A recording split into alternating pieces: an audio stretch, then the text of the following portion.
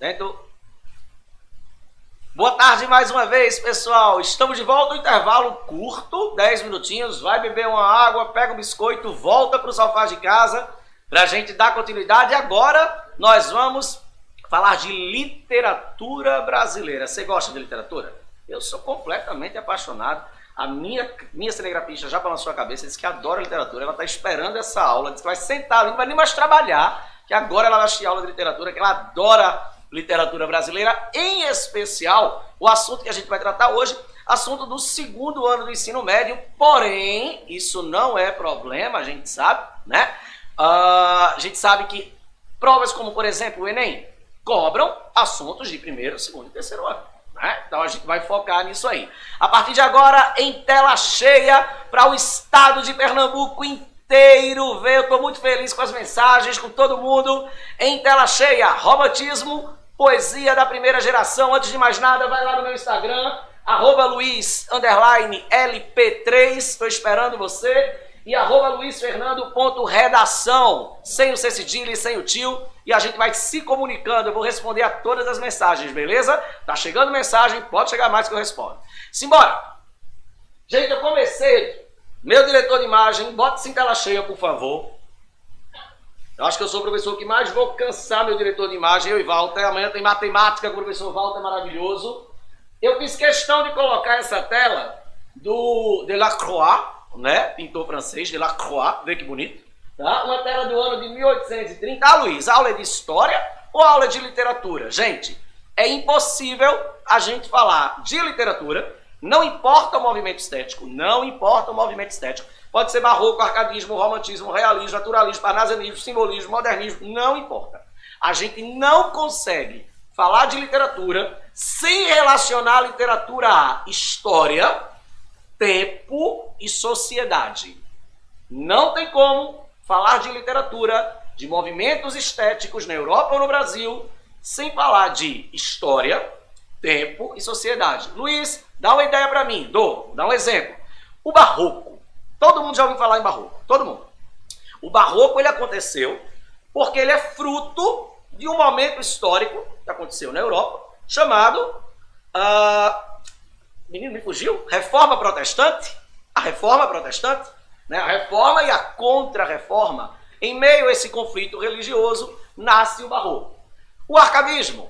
O Arcadismo, na Europa, nasce no momento do Iluminismo, o século das luzes, o século da razão, da objetividade, né? Do pensamento crítico, filosófico. E com o Romantismo, não poderia ser diferente. Eu coloquei essa tela, talvez ela seja a mais significativa do pintor francês Delacroix, que vai tratar exatamente o momento da Revolução Francesa. 3 movimentos são importantíssimos para a gente entender o romantismo. Então eu coloquei aqui para vocês, está em tela cheia para você, olha lá. Revolução Industrial, Inglaterra. Revolução Francesa, obviamente na França. E a independência do Brasil. Tá em tela cheia, eu quero que você tire foto, tire print, não perde isso que eu vou explicar exatamente o que eu estou dizendo aí para vocês. Tá em tela cheia? Todo mundo está printando? Olha lá, para falar de romantismo a gente vai ter que fazer uma viagem. E agora a gente vai falar da Revolução Industrial. Estamos falando do século XIX, na Inglaterra. E a importância da Revolução Industrial é que a gente vai ter, por exemplo, nesse momento, o surgimento de um público leitor, em sua grande maioria, jovens e mulheres. A gente vai comentar sobre isso já já. A Revolução Francesa, com os ideais de igualdade, liberdade e fraternidade, vão influenciar diretamente a poesia do romantismo, tanto na Europa quanto no Brasil, e no Brasil a independência do Brasil de 1822, ocorrida no ano de 1822. Gente, são 3 fatos históricos importantíssimos que vão embasar o romantismo, o movimento romântico, tanto na Europa quanto no nosso país. De olho na tela eu vou ler e você vai acompanhar. Momento histórico, burguesia e romantismo, pois são como sinônimos. O segundo é a expressão literária da plena dominação da primeira. O advento do romantismo, pois, só tem uma explicação clara e profunda. desculpa, a explicação objetiva quando subordinada ao quadro histórico em que se processou. Ou seja, Luiz, por que você colocou aqui burguesia e romantismo como palavras sinônimas? Porque é na época do romantismo que a gente vai ter a ascensão da burguesia. E isso é importantíssimo a gente saber. O romantismo é o primeiro movimento estético voltado para o povo.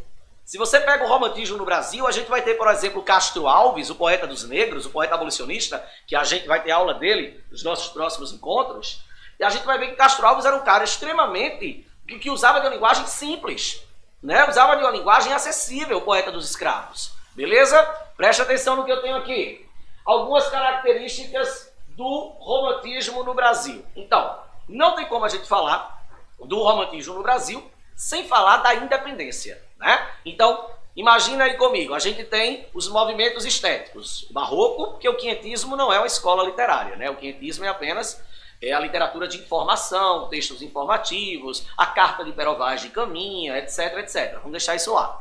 Mas a gente começa, então a gente tem lá quinhentismo, barroco e arcadismo.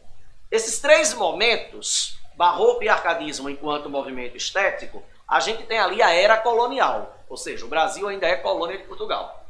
Depois desse momento, no final do arcadismo, vai acontecer um período de transição na arte, de maneira geral, tá? E aí vai acontecer a independência em 1822.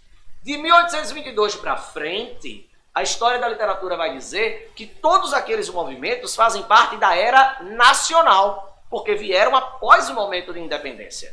Ok? Isso não quer dizer que esses momentos não sofreram influência da literatura europeia. Não existe isso, tá? Todas as escolas literárias sofreram influência de movimentos europeus. Né? O romantismo no Brasil sofre influência do romantismo europeu, do romantismo francês, alemão, etc., inglês. Beleza? O realismo, antes de começar no Brasil, né, com Machado de Assis, tem o realismo em Portugal, com essa de Queiroz, tem o realismo na França, com Gustave Flaubert, e aí vai. Beleza? Mas olha só, então, quinhentismo, barroco e arcadismo, eu tenho a era colonial.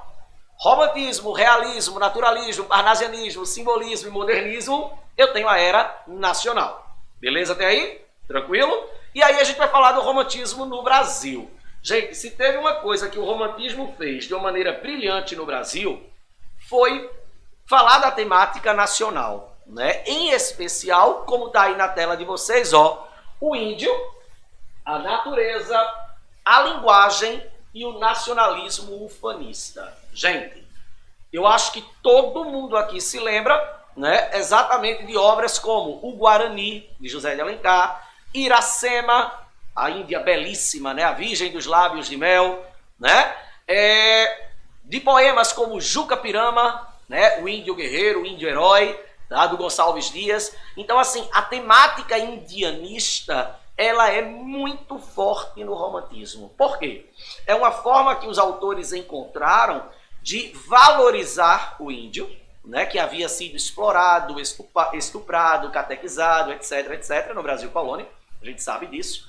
E é uma forma de valorizar esse índio, transformando-o em um herói nacional. Então o índio ele vai ganhar nessas obras, tanto na poesia quanto na prosa, principalmente na prosa de José de Alencar, nos romances indianistas, o índio vai ganhar uma característica de herói, a figura do herói nacional. E isso é muito bom, ok? Porque é uma forma de valorizar esse índio, tá? De valorizar esse elemento da pátria que é o índio, ok?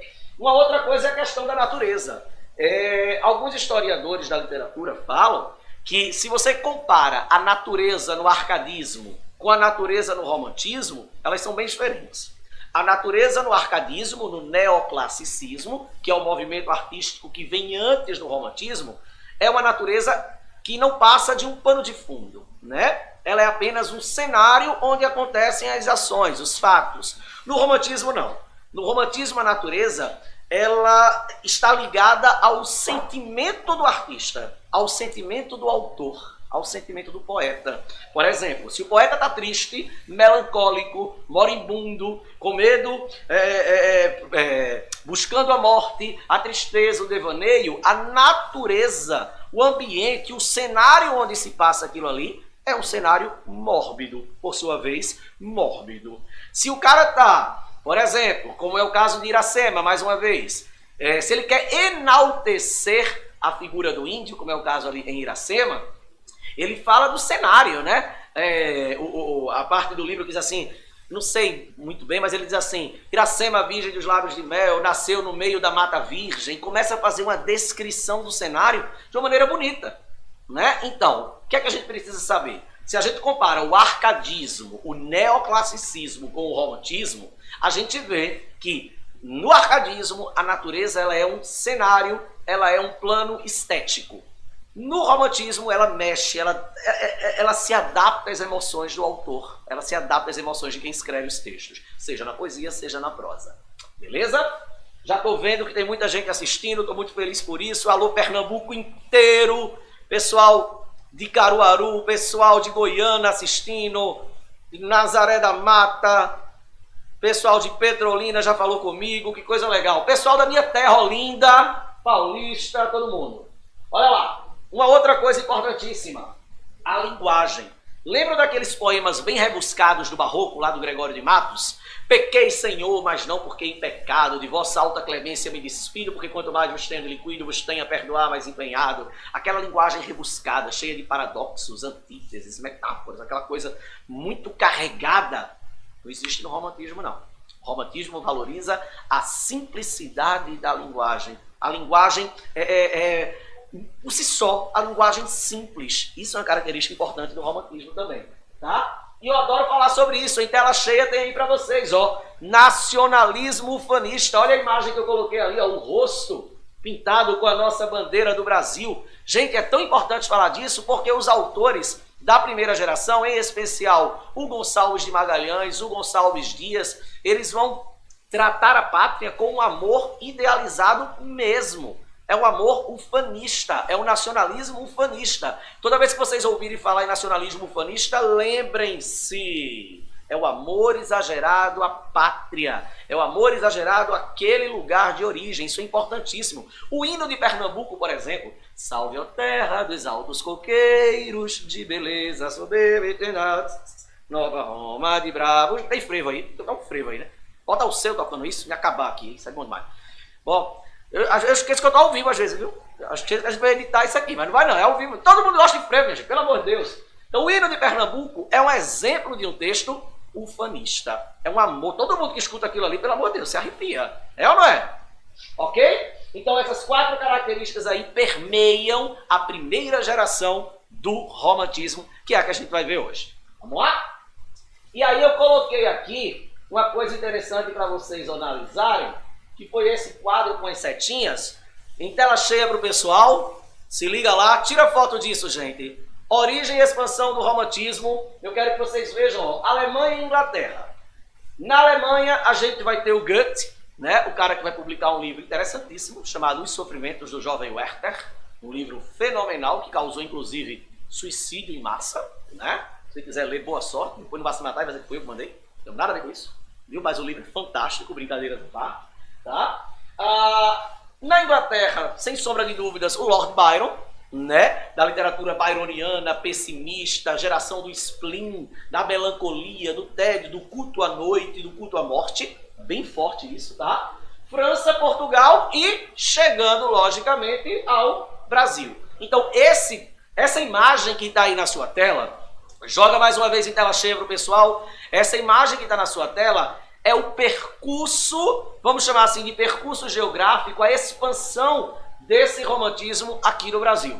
Beleza? E aí a gente continua, olha só. Eu trouxe para vocês o nome desse livro, né, que é Os Suspiros Poéticos e Saudades de Gonçalves de Magalhães. Gente, toda escola literária, todo movimento estético, para facilitar o entendimento, né, os historiadores da literatura colocam lá a publicação de um livro e a data. Por exemplo, Barroco, 1601, chamado de seiscentismo, né, aqui no Brasil. Por quê? Porque houve a publicação de um livro chamado Prosopopeia, do Bento Teixeira, né? Um livro, inclusive, não tão bem aceito pela crítica. Dizem que ele faz meio que um plágio lá dos Lusíadas do Camões. Mas isso fica na aula de Barroco. Depois a gente bate um papo sobre isso. Arcadismo, chamado de setecentismo, a literatura dos anos de 1700, né? Aí teve um livro lá chamado Obras, do Cláudio Manuel da Costa, de 1768. Romantismo, 1836, do Gonçalves de Magalhães, né? Que é os Suspiros Poéticos e Saudades. Aí depois, 1881, Memórias Póstumas de Brás Cubas, do Machado de Assis, O Mulato, de Aloysio de Azevedo, dando início, didaticamente falando, ao realismo e o naturalismo, respectivamente, e aí vai.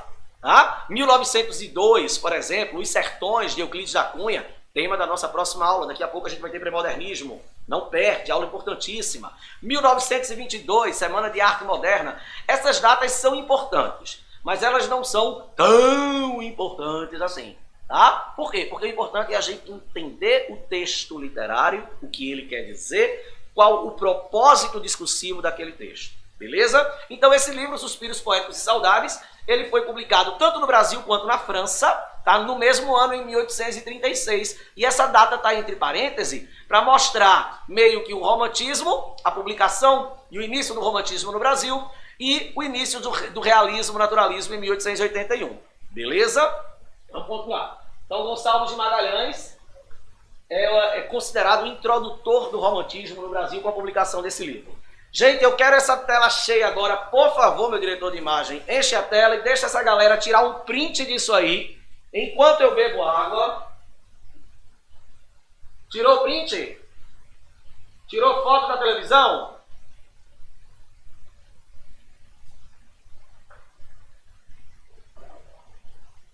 Show de bola!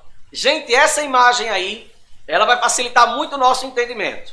Do teu lado esquerdo, eu tenho o classicismo, a literatura que vai influenciar, o modelo de arte que vai influenciar o arcadismo. Tanto é que o arcadismo é chamado de neoclassicismo. Do outro lado, o romantismo. Perceba que eu tenho uma tabela que mostra para vocês as principais diferenças entre o movimento artístico anterior, o arcadismo, né, para o novo movimento que surge, o romantismo. Então, enquanto no classicismo, a visão geral e universal de mundo, tá? A visão antropocêntrica também. Aqui, no romantismo, a visão particular, individual, a primeira pessoa, a subjetividade. Visão impessoal, visão pessoal, subjetiva, apelo à inteligência, porque no arcadismo eu tenho o século XVIII, o século da razão. Apelo à imaginação, à criatividade, à subjetividade no romantismo. De um lado a razão, do outro a sensibilidade. De um lado a erudição, do outro o folclore, a valorização dos aspectos do Brasil, né, nativistas do Brasil. Elitização, por quê? Porque o arcadismo vai sofrer influência dos textos clássicos, tá? Daí a ideia do classicismo, do neoclassicismo, tá? Aqui no romantismo eu tenho motivos populares, a linguagem simples, temática popular. Nos romances urbanos de José de Alencar a gente vê muito isso. Senhora, por exemplo, né? A história de Aurélia Camargo, Fernando Seixas. Tá? Disciplina e libertação. Disciplina por quê? Porque o texto ele era, né, buscava um rigor, um certo rigor formal em sua estrutura, não necessariamente na linguagem. Aqui não, essa liberdade de expressão é muito forte no romantismo. Por quê? Porque os autores do romantismo, eles se baseavam pela inspiração, né? Onde começa a inspiração, o texto começa. Acabou a inspiração, ponto final, acabou-se. Ok? Imagem racional do amor e da mulher. Por quê? Porque a razão impera, né? Os elementos da mitologia grega vão fazer parte do universo do arcadismo, do classicismo, do pensamento neoclássico, do neoclassicismo. No romantismo, não. No romantismo, a gente tem uma influência direta da Idade Média, tá? Então, os valores cristãos, os dogmas clericais, aquela mulher voltada para a família, para o casamento, né? Isso vai ser muito forte dentro do romantismo, beleza? A mulher é um ser inatingível, imaculado, impalpável, isso dentro do universo romântico, beleza? E aí é importante, sim, uma outra característica que eu acho que vale a pena a gente falar é a questão do sentimentalismo. Tá? Então, assim, o escritor romântico, ele valoriza o excesso de sentimentalismo. Vale lembrar que esse sentimento pode ser saudade, tristeza, dor, raiva, amor não correspondido, né? Tem um texto que até a cantora Maria Bethânia traz, ela declama esse texto, e ele tem uma representação muito significativa em relação ao romantismo, que eu diria que ele é um neo-romântico, né? Um romântico nos dias de hoje, porque ele traz principalmente a primeira pessoa, a valorização do eu, desse eu lírico. Eu não sei se eu sei ele decorado todo, mas é mais ou menos assim. Ele diz assim, eu sei que eu tenho um jeito meio estúpido de ser e de dizer coisas que podem te magoar e te ofender, mas cada um tem o seu jeito todo próprio de amar e de se defender.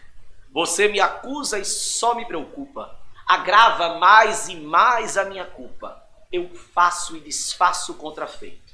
O meu defeito é te amar demais. Palavras são palavras e a gente nem percebe o que disse sem querer e o que deixou para depois. Mas o importante é perceber que a nossa vida em comum depende só e unicamente de nós dois. Eu tento achar um jeito de explicar. Você bem que podia me aceitar. Eu sei. Eu sei que eu tenho um jeito meio estúpido de ser, mas é assim que eu sei te amar. Então perceba, esse eu, essa presença dessa subjetividade, isso é uma marca muito forte dentro do romantismo. Beleza? Entenderam? Gostaram do texto? Me empolguei aqui e declamei, mas é assim que eu sei te amar. Vê? Simbora? E aí a gente vai chegar agora para falar um pouco das gerações do romantismo no Brasil, tela cheia para todo mundo printar isso. Quando eu falo em poesia do romantismo, é importante a gente lembrar que a gente tem essa divisão aí, essa divisão ela é feita em 3 gerações, beleza? A primeira geração está na tela para você ver. É o tema da nossa aula de hoje, a geração da nossa aula de hoje. Nacionalista ou indianista, como o próprio nome diz, ó, valorizando a pátria e o índio, esse índio como herói, né, como cavaleiro medieval. A Europa teve cavaleiro medieval, a gente não, a gente teve o índio, né, que é visto como cavaleiro medieval nas obras. A segunda geração, mal do século, também chamada de ultrarromântica ou byroniana, por causa da influência do escritor inglês Lord Byron, tema da nossa próxima aula, você fica ligado, a próxima aula do 2º ano, né? E a terceira geração da poesia condoreira, também influenciada pelo francês Victor Hugo, também chamada de hugoana. É ela que vai influenciar as obras do poeta baiano Castro Alves. A gente vai falar de Castro Alves nas próximas aulas. Vamos falar da primeira geração. Na primeira geração eu tenho isso aqui, ó. Presta bem atenção. Nacionalismo, valorização da pátria, nacionalismo ufanista, indianismo. Olha na sua tela. Marcada pela exaltação da natureza, pela volta ao passado histórico, pelo medievalismo, olha o que eu falei, influência medieval no romantismo, pela criação do herói nacional na figura do índio, sentimentalismo e religiosidade. Isso é muito forte dentro dos textos da primeira geração. E aí, eu trouxe para vocês um fragmento desse texto espetacular, que é Juca Pirama, a história de um índio guerreiro, né? O texto é bem grande, gente, mas a gente tem pouco tempo, mas eu quero analisar só um pouquinho deles com vocês. Então, Gonçalves Dias, veja a visão heróica, né, que o autor atribui ao índio Juca Pirama. De olho na tela. Meu canto de morte, guerreiros ouvi, sou filho das selvas, nas selvas cresci, guerreiros descendo da tribo Tupi, da tribo pujante, que agora anda errante, por todo inconstante guerreiros nasci. Sou bravo, sou forte, sou filho do norte, meu canto de morte, guerreiros ouvi. Perceba que eu tenho o que aí? A visão do índio enquanto herói nacional, a visão do índio enquanto guerreiro, a visão do índio, aquele índio escravizado no período da colonização, aquele índio estuprado, aquele índio catequizado, agora visto como um herói. Isso a gente vai ver também na obra Iracema, A Virgem dos Lábios de Mel, na obra da prosa, né, do romance indianista José de Alencar, e também na obra O Guarani, Peri. Peri é um índio completamente fora da realidade, é um índio guerreiro, né, um índio que em nada tem a ver com a imagem de índio que a gente está acostumado. Então, é essa a visão do índio no Brasil, dentro do romantismo. Vale lembrar que lá na frente o modernismo vai fazer críticas a esse índio idealizado. Lá a gente vai encontrar Macunaíma de Mário de Andrade, né? Macunaíma faz uma crítica a essa visão desse índio enquanto herói no romantismo. Mas isso é tema de uma outra aula, mas é importante a gente fazer essa ligação. Queria aproveitar, pedir para que você, nesse momento, vá mandando mandando mensagem, daqui a pouco a gente vai interagir, eu estou adorando esse negócio de interação, tá? Vai mandando mensagem, bem legal. Tela cheia, vamos ver se o pessoal reconhece isso. Em silêncio para o pessoal reconhecer o poema que está na tela.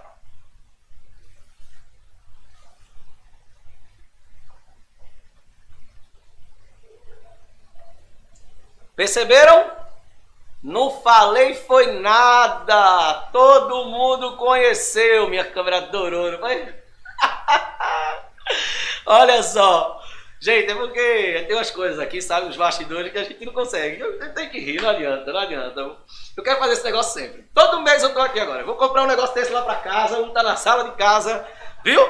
Ô Bento, eu quero um negócio desse lá em casa. Olha lá. Televisão, lá em casa tem uma grande, a gente desenrola. Minha mulher não vai deixar não, mas a gente desenrola. Gente, falando sério, viram esse poema que lindo? Todo mundo conhece, né? Eu vou ler pra vocês e a gente vai analisar rapidinho, beleza? Olha lá. Em tela cheia, minha terra tem palmeiras, onde canta o sabiá. As aves que aqui gorjeiam, não gorjeiam como lá. Nosso céu tem mais estrelas, nossas várzeas têm mais flores, nossos bosques têm mais vida, nossa vida mais amores. Em cismar sozinho à noite, mais prazer encontro eu lá. Minha terra tem palmeiras, onde canta o sabiá.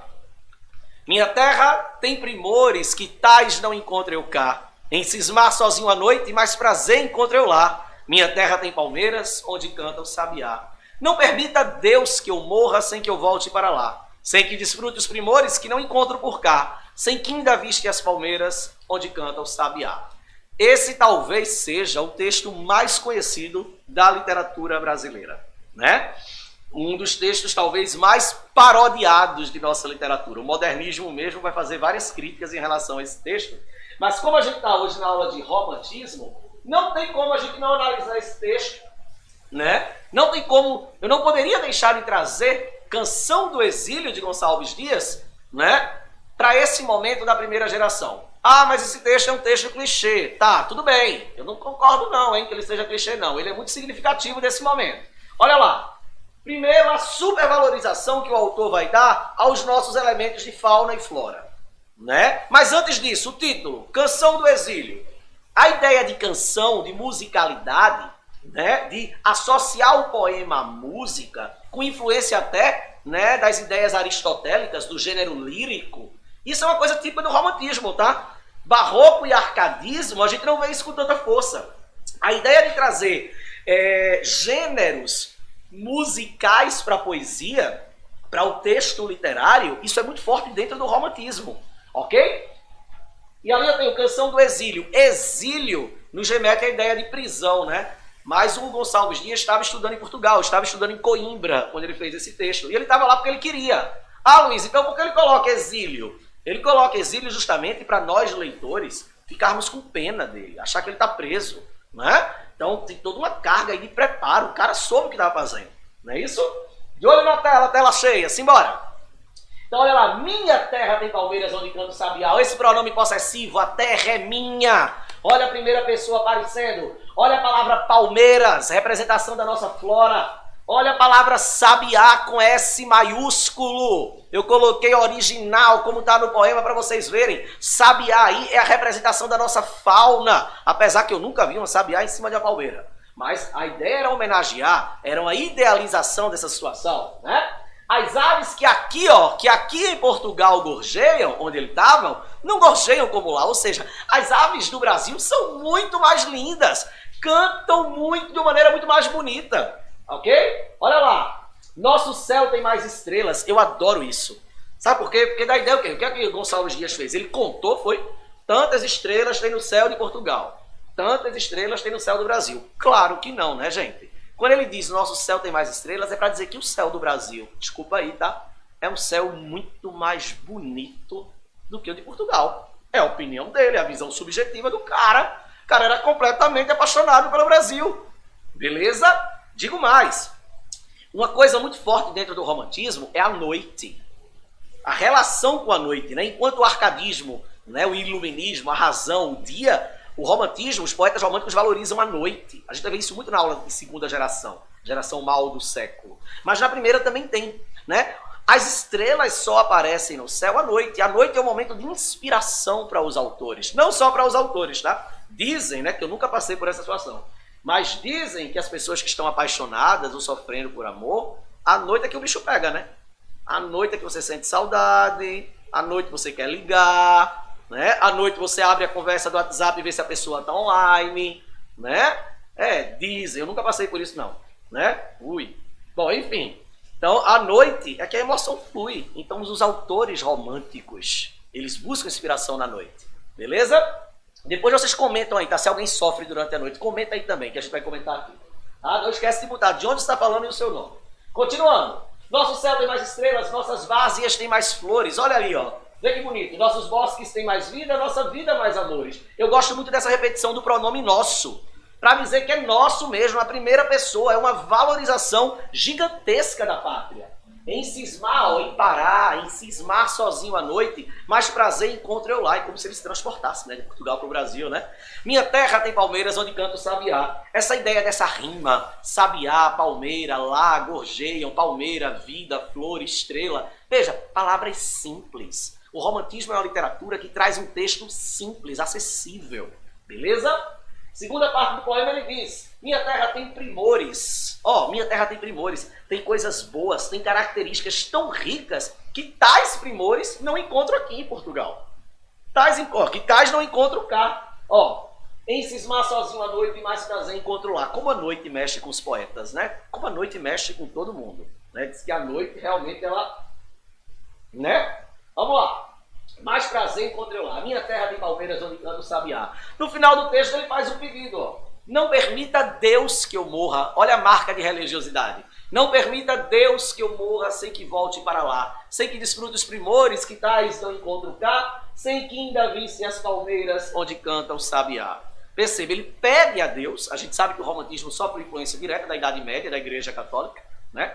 E ele faz esse pedido mesmo a Deus para não morrer, tá? E voltar para o Brasil e matar a saudade dele. Interessante é que o navio que ele está vindo de Portugal para o Brasil afunda, naufraga, né, no litoral do Maranhão, tá? E aí o final da história não é tão bonito, né? Infelizmente, não é tão bonito. Bom, é uma curiosidade, tá? Gente, esse texto aí já caiu no Enem, já caiu até em prova de concurso público, cai todo ano alguma referência a ele no vestibular seriado. Então, eu acho que hoje é a primeira vez que a gente consegue fazer uma análise mais detalhada sobre esse texto de suma importância. Atenção, tela cheia. Esse texto ele é tão importante, que olha, deixa eu mostrar aqui, deixa eu só fechar aqui. Oi? Deixa eu mostrar um negócio para vocês desse texto. Cadê? Que não encontro por cá. Gente, esse texto é tão importante que há uma intertextualidade a partir dele, né? Olha, quando ele diz aqui, as aves que aqui gorjeiam não gorjeiam como lá. Nosso céu tem mais estrelas. Lembram do hino nacional? Nossos bosques têm mais vida, nossa vida em teu seio mais amores. Lembram disso? Olha lá, o hino nacional, que foi um texto construído muito tempo depois, não me pergunte o ano que eu não sei, muito tempo depois, buscou uma influência, tirou versinhos aqui do poema, do clássico poema de Gonçalves Dias em homenagem ao Brasil. Beleza? Percebeu a importância dele? Luiz, qual é o nome desse recurso? Um texto se relacionando a outro, um texto dentro do outro. Intertextualidade. Beleza? Vamos embora? Deixa eu ver o que a gente tem aqui agora. Eita, chegou uma questão. Antes de ir para a questão, eu vou, que eu ainda tenho tempo, eu vou bater papo com o pessoal. Posso bater papo? Vamos interagir? Deixa o texto em tela cheia. Deixa o texto em tela cheia para o pessoal já ir lendo. Enquanto eu vou aqui saber... Ah, é? Tem problema não. Então, já está ouvindo. Tem isso não. Opa! Como é que é isso aqui? Quero interagir com o pessoal. Alt. Vai. Gente, eu sou avesso no jogo de informática, viu? Vamos lá, voltei pra cá.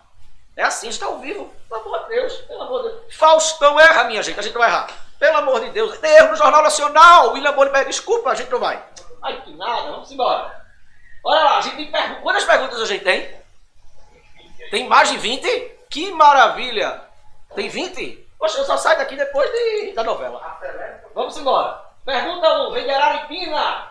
Boa tarde, sou Paulo Silva de Araripina. Por quanto tempo durou o romantismo no Brasil?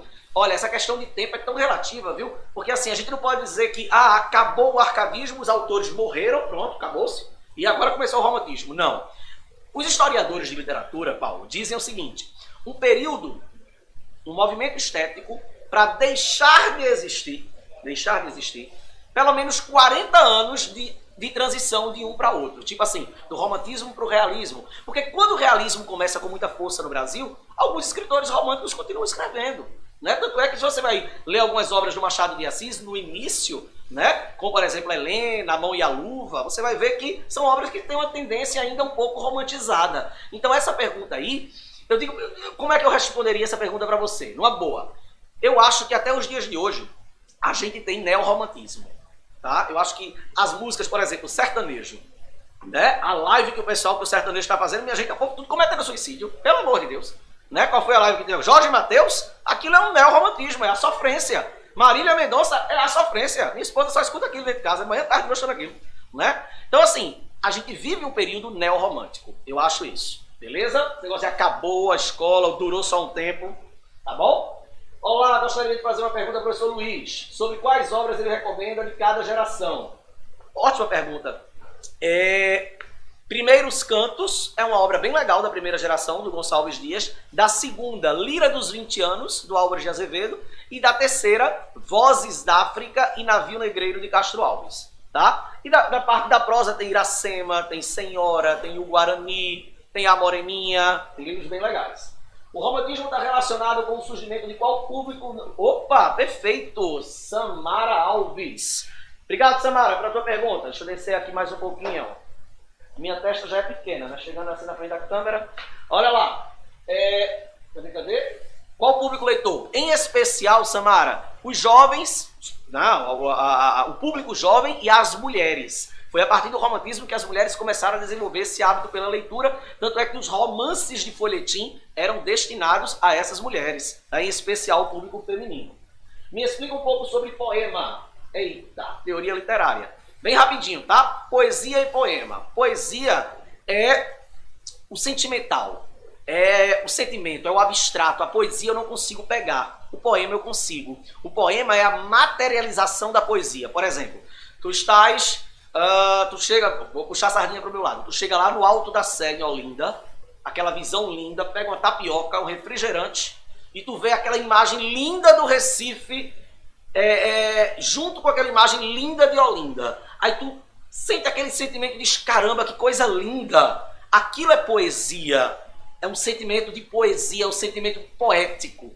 Agora, se você pega uma caneta, um lápis, e joga aquele sentimento para o papel, através de versos livres ou não, versos brancos, fica à vontade, tá? Você materializou o sentimento. Então, poema é o que eu consigo pegar. Poesia é o sentimento, é o abstrato.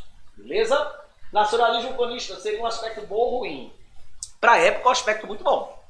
Hoje é uma outra discussão que não cabe, mas para a época é um aspecto bom, porque o Brasil tinha acabado de se tornar independente. Né? Então, essa valorização da pátria e de seus elementos foi uma coisa muito importante. Tá bom? Machado de Assis foi de qual geração do romantismo? De nenhuma. Machado de Assis, para mim, né, e para a maioria dos críticos de literatura, é um escritor atemporal. Agora, se você vai estudar a história da literatura, ele se enquadra ao realismo brasileiro. Eu não concordo muito com isso, não. Tá? Mas isso é uma outra discussão. Machado, para mim, ele é um cara gênio. Machado, para mim, é o top das galáxias. Tá? Quem é meu aluno, meu ex-aluno, sabe disso. Mas ele é estudado dentro do realismo, do movimento realista. Olá, professor, boa tarde. Boa tarde. Me chamo Mariana e sou de Olinda. Terrinha boa. Estou adorando a aula. Obrigado, Mari. Coraçãozinho, cheiro para você. Como podemos caracterizar e identificar uma escola literária? Mari, não se preocupa muito com isso, não. Se preocupe em entender o texto. Dificilmente uma prova vai trazer para você lá o poema acima do barroco, porque tem tal e tal característica. Procure entender o que o autor está querendo dizer. Procura saber o momento histórico que ele foi produzido. Beleza? Isso é bem mais importante. Mas assim, você pode também, né? Uma linguagem meio rebuscada. Você tem acesso. Você pegar um livro até na internet, você vê assim, características de um poema do barroco, Características de um poema do arcadismo, do romantismo, e aí vai. Mas o ideal é que o texto literário fale com você. Que o texto, não só literário, que o texto fale com você. Que você sinta esse prazer pela leitura e negócio de característica, né? Isso é uma coisa muito engessada. Tá bom? Vamos embora. Pergunta de número 8. Explica um pouco sobre trovadorismo. Tenho muita dúvida sobre esse assunto. Olha, o trovadorismo, deixa eu descer aqui, pronto. O trovadorismo, na realidade, faz parte do universo da literatura portuguesa. Eu não vou trazer trovadorismo aqui, porque senão vai complicar um pouquinho, tá? Mas a gente pode marcar uma live no meu Instagram, vocês vão lá, me seguem. Luiz, a minha aula de trovadorismo, e aí eu tiro essas dúvidas de vocês, tá bom? A gente fala de trovadorismo, é literatura portuguesa. E como a gente está estudando literatura brasileira, no Brasil não teve Idade Média, não teve trovadorismo, tá? A gente começa a estudar a partir do quinhentismo, beleza? Pergunta de número 9. Deixa eu ver. Oi, professor, boa tarde. Me chamo Daiane, sou de Paulista. Oi, Dai. Paulista. Gosta aí, viu? Maria Farinha, uma praia massa. A paisagem vai sempre se adaptar à situação do autor. Manda um alô pro Erempe de Paulista. Um alô pro Erempe de Paulista. Um cheiro carinhoso para todo mundo aí. Ô, Daiane, vê só. Sim, no romantismo, as emoções permeiam todo o texto, né? Então, se o poeta está feliz, ele vai, né, desenhar a natureza de uma maneira feliz, tá bom? Se o poeta está triste, saudosista, melancólico, esse universo também faz parte do texto. Deixa eu dar um exemplo. Por que os autores da segunda geração do romantismo, por exemplo, o Álvares de Azevedo, né, o Lord Byron, né, o cenário geralmente eram cemitérios, né, lugares sombrios, escuros. Por quê? Porque o poeta se sente melancólico naquela geração. Porque ele se sente ali na geração do spleen, né, da literatura ultra romântica, daquele sentimentalismo exagerado, carregado. Ah, se a mulher não me quiser, eu vou me matar, eu vou morrer. Né? Então a gente vai ver isso nas próximas aulas. Essa questão do sentimento aí bem pesado, tá? Influencia diretamente no cenário. Diferente do arcadismo. O arcadismo é só um pano de fundo, o cenário. Geralmente é a natureza. Vamos ver mais. Pergunta 10. Tô sentindo falta do nome de vocês. Mandem nome e lugar, tá? O fanismo significa exagero, no caso? Sim, exagero. Amor exagerado à pátria. Perfeito. Quais são os principais autores, alvo de concurso, Enem e SSA? Depende. Ó, no SSA 2, que é o tema da nossa aula de hoje, Álvares de Azevedo, das obras Machado de Assis, José de Alencar, Aloysio de Azevedo, com o Curtiço, tá? Então, assim, se você vai lá no site da UPE, você vê lá o UPE seriado. Mas, assim, autores do segundo ano que a gente tem que estudar. José de Alencar, Machado de Assis, Aloysio de Azevedo, de O Curtiço, Álvares de Azevedo, Castro Alves, tá? Olavo Bilac, do Parnasianismo, Cruz e Souza, do Simbolismo. Esses aí para o segundo ano são bem importantes. Gonçalves Dias fez o poema Canção do Exílio, porém não entendi muito bem por que Castro Alves também tem um poema chamado Canção do Exílio. Sendo que Castro Alves fez parte da terceira parte do romantismo. Olha, eu confesso que eu não me lembro desse texto de Castro Alves, Canção do Exílio. Eu não posso nem comentar. Mas, assim, se ele fez, com certeza ele trouxe aí uma relação de intertextualidade ou uma forma crítica. Eu confesso que eu não conheço esse poema do Castro Alves. Eu conheço Navio Negreiro, Vozes da África, Último Adeus de Teresa, que é um texto lindo também, tá? 13. No Brasil, outras formas de arte além da literatura. Opa, subi demais. Cadê? Tiveram destaque no romantismo. No Brasil, outras formas de arte além da literatura. Eu acredito que todo movimento estético contribuiu muito no Brasil. O barroco, por exemplo, em Pernambuco, na Bahia, teve uma força gigantesca. O modernismo em São Paulo, com a Semana de 22. Né? A década de 30 do modernismo tematizou o Nordeste, a seca do Nordeste. Tá? Então, todo mundo ali teve sua contribuição muito significativa. Vou ler só mais duas, tá? Francisco Cosme, Dormentes, Pernambuco. Oi, Francisco! Como o romantismo pode ser usado na redação do Enem? Perfeito. Mexeu com o que eu gosto, viu? Aproveita, Francisco. Vai lá no meu Instagram, luisfernando.redação. Vai lá, que tem umas dicas legais de redação, tá? luisfernando.redação. Mais uma para encerrar. Vou ler mais uma para encerrar. Olha, se você vai trazer, por exemplo, um tema de redação falando sobre a importância da leitura, você pode citar o romantismo como o momento em que o público leitor começou, né? É o momento em que houve o início do público leitor, da inserção desse público leitor. Tá? Se vai falar da pátria. Beleza, boa tarde, pessoal de Araçoiaba, segunda geração romântica, é a próxima aula. João Pedro, eu tenho que passar, gente. Qual é? O último, é? É o 20? Cadê? Excelente aula do professor Luiz Ferreira. Opa, que legal. Pedro Afonso, professor em São João. Professor, que honra, meu querido. Vamos participar disso junto. Sou professor, estou adorando a desenvoltura do professor. Ele disse que se esquece que está ao vivo. Isso é muito bom para os nossos estudantes. São Mentuúna, Robervânia. Às vezes eu esqueço, mulher. Às vezes eu estou aqui, mas às vezes eu me sinto na sala de casa. Obrigado pelo carinho de todo mundo. Vamos resolver uma questão? Eu tenho mais 14 minutos. A gente vai responder. Prometo responder a questão e volto para ler alguns textos aqui, alguns comentários. 4 minutos? E só tenho 4, então eu vou responder. Vamos embora. Vamos lá. Aqui, oi. Voltei. Vamos embora. Tá na tua tela, tela grande, tela cheia. Presta bem atenção. São 3 textos, tá, gente? SSA. Olha lá. Tragédia no lar. Na senzala, úmida, estreita, brilha a chama da candeia. No sapé se esgueira o vento e a luz da fogueira ateia. Junto ao fogo uma africana sentada, o filho embalando, vai lentamente cantando uma tirania indolente, repassada de aflição. E o menino ri contente, mas treme e grita gelado, se nas palhas do telhado ruge o vento do sertão. E aí a gente tem o poeta dos negros, Baiano Castro Alves. Texto de número 2 está na tua tela, O Canto do Guerreiro, Gonçalves Dias. Aqui na floresta dos ventos batida, façanhas de bravos não geram escravos, que estimem a vida sem guerra ele dá. Ouvi-me, guerreiros, ouvi meu cantar. E aí a visão do índio como herói em Gonçalves Dias. Texto 3, lembrança de morrer. Quando em meu peito rebentar-se a fibra que o espírito enlaça a dor vivente, não derramem por mim nenhuma lágrima em pálpebra demente. E nem desfolhem na matéria impura a flor do vale que adormece ao vento. Não quero que uma nota de alegria se cale por meu triste passamento. Se vocês perceberem, eu tenho um texto aí das 3 gerações, né? Aqui, segunda geração, Álvares de Azevedo. Ainda tem o restinho, olha. Eu deixo a vida como quem deixa o tédio do deserto, o poeta o caminheiro, como as horas de um longo pesadelo que se desfaz ao dobre de um cineiro.